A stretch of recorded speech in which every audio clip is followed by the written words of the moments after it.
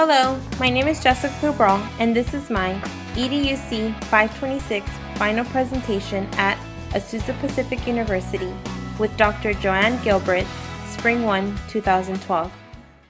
This is it! I have officially earned a California Multiple Subjects Teaching Credential and a Master's in Education degree, Digital Teaching and Learning. It hasn't been an easy journey, but I am so thankful for all of my family and friends that have helped me along the way. My journey began back in June of 2005 when I graduated from Diamond Bar High School. After several college applications and acceptance letters, I narrowed down my choice to San Diego State University and enrolled as a liberal studies major. I have always been a fan of the sun and the beach and was excited to move to San Diego and begin my college experience. Unfortunately, a couple of weeks after my high school graduation, my family experienced one of the darkest moments in our lives. My dad was diagnosed with a malignant brain tumor and he lost his battle on June 19, 2005. I knew in my heart that I wanted nothing but to stay at home with my family, and I decided to attend a university closer to home and went to my second choice school, Cal Poly Pomona. At the end, it was a wonderful decision. I joined a sorority, Sigma Kappa, and made some great memories while in school. I graduated with a bachelor's degree in liberal studies in June of 2010. After graduation, I didn't know where I wanted to go for my teaching credential. I had completed some of the prerequisites of the teaching credential program at Cal Poly, but I wanted a change of scenery. After looking at the programs at Laverne and Azusa, I decided to apply to Azusa Pacific University and was accepted and began the Master's in Education and the Teaching Credential program in the fall of 2010. After speaking with various classmates, I heard that many of them were considering the Digital Teaching and Learning Master's degree. As an up-and-coming teacher, I knew that I needed to make myself desirable and knew that this would give me an edge when interviewing with possible employers. I made the change after 2 modules at APU and began the classes in the spring of 2011. The first class I took was EDUC 512 with Christy Hernandez.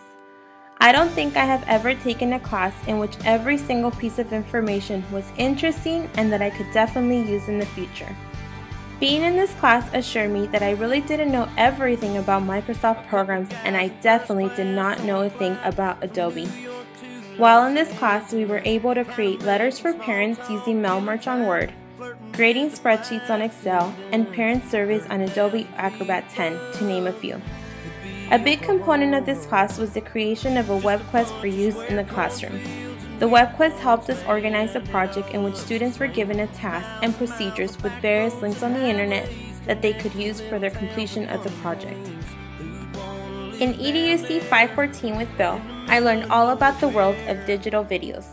We learned everything from different shot types, the rule of thirds, something that I now use every time I take a picture, how to use instantly usable videos, how to shoot to edit, and how to use iMovie to create short videos that can be used in the classroom. One of my favorite tools from this class was the Steadicam we created with $20 and a couple of items from the hardware store. I have received plenty of blank stares from people, but it has been a very useful tool for the videos I have created. In EDUC 515 with Jeff McKendricks, we created podcasts and VCasts that can be used for a variety of activities in the classroom. I also created a website using webs.com in which I introduced myself and my courses and units to students. The use of podcasts and VCasts in the classroom can be time-consuming to create, but if used effectively, they can be very beneficial for the students. The programs that were used in this class were Audacity and iMovie. I was able to show one of the VCasts I created in Jeff's class to my 4th grade class that I student taught in. The VCast that I created introduced the Gabrielino Indians unit and included pictures and a brief introduction on what they would be learning.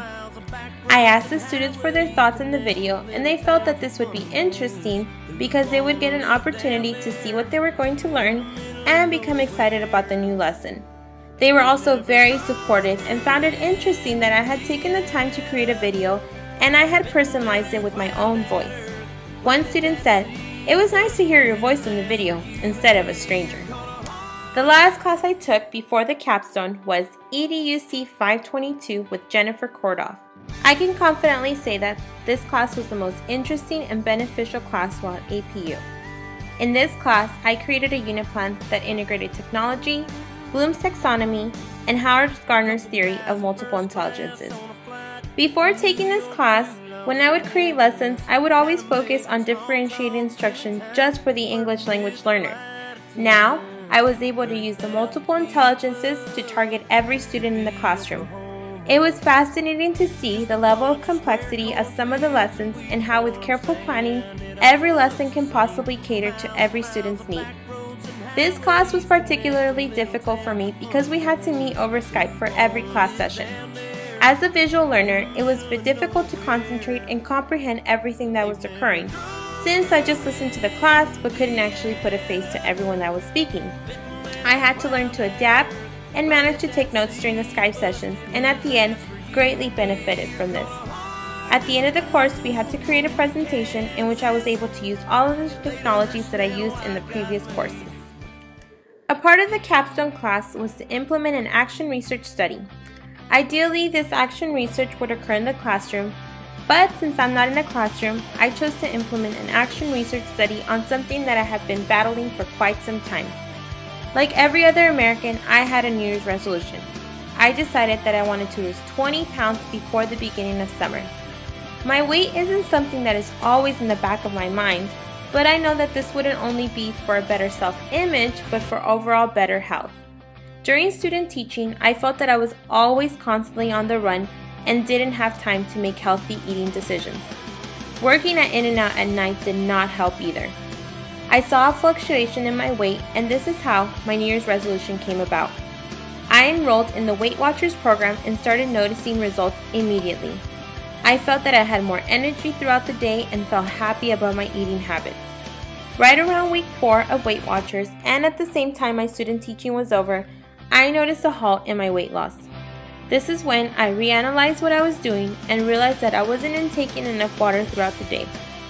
Weight Watchers recommends that you are drinking at least 8 cups of water a day, and I was only drinking 1 and consuming Diet Coke because it is quote-unquote 0 points. I self-consciously knew that this was wrong, but my obsession with Diet Coke was greater than my conscience. For my action research study, I would quit every liquid besides water cold turkey for 3 weeks and see if I would notice a change in my weight. I would continue to follow the Weight Watchers program, but only consume water. My goal would be to drink 2 liters of water a day. The first day was very difficult because all I could think of was a big, cold, refreshing Diet Coke. I knew that having them in my refrigerator wouldn't help, so I threw all of them down the drain. At the end of the first week, I felt more energized, especially after my morning cup of water, and I felt overall less bloated. I had lost 2 pounds that first week. The second week, it was much easier to follow my water-only liquid intake and continue to feel refreshed throughout the week. At the end of week 2, I decided that I needed to reward myself and drank a Diet Coke. To my surprise, it had a horrible taste and I didn't feel satisfied after drinking it. After half a can, I threw it away and grabbed a bottle of water. After 3 weeks, I had lost a total of 4 pounds with my Weight Watchers plan and water intake. Overall, I feel more energized and have been enjoying drinking water as a drink of choice.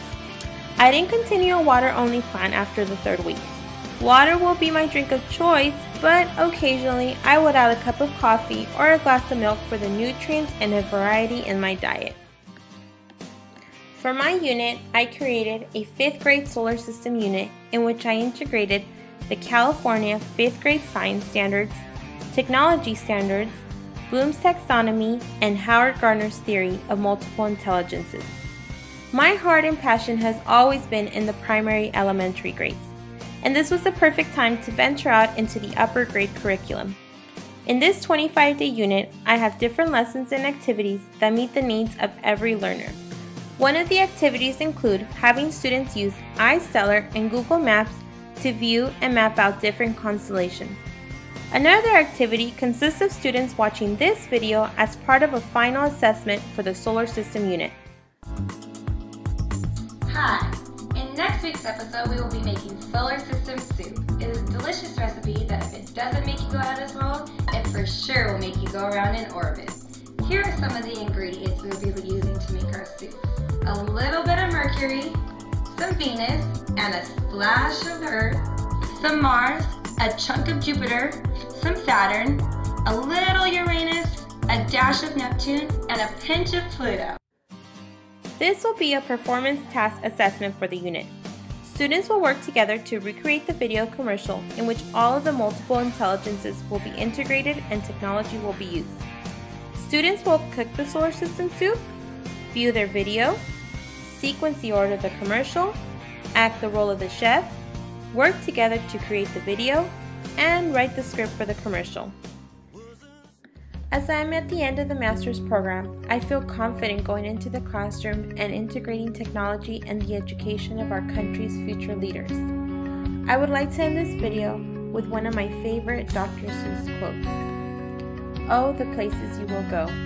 You'll be on your way up, you'll be seeing great sights, you'll join the high flyers who soar to high heights.